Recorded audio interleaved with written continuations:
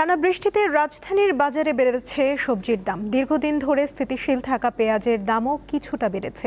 মাছের বাজারও চড়া বলে অভিযোগ করেন ক্রেতারা।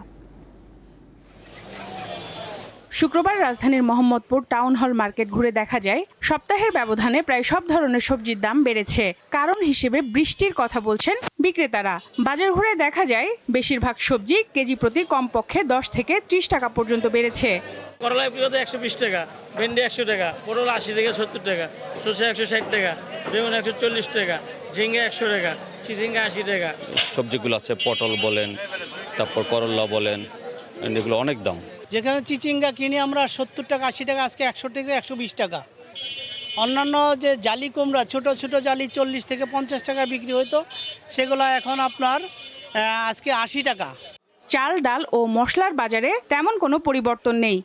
গত সপ্তাহে মশলার দাম ছিল যেমন, এই সপ্তাহে তেমনই আছে, কিন্তু পোলাও চালের দাম অনেক বেশি বাড়ছে। গত সপ্তাহ থেকে তুলনায় চালের দাম মোটামুটি নাজিরশাল, মিনিকেট, পাইজাম, স্বর্ণাগুলো আগের মতোই আছে, কিন্তু নাজিরশালের বাজারটা কেজি প্রতি 1 টাকা করে বাড়ছে। আদা, রসুন ও পেঁয়াজের দামও বেড়েছে এই সপ্তাহে।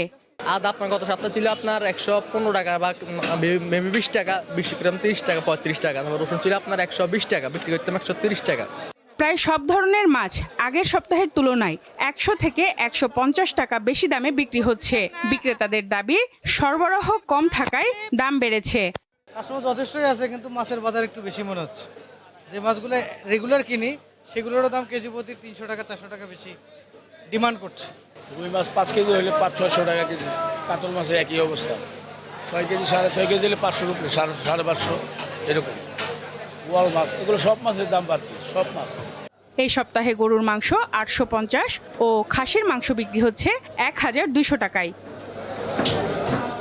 সানজিদা প্লাবনী, দীপ্ত সংবাদ, ঢাকা।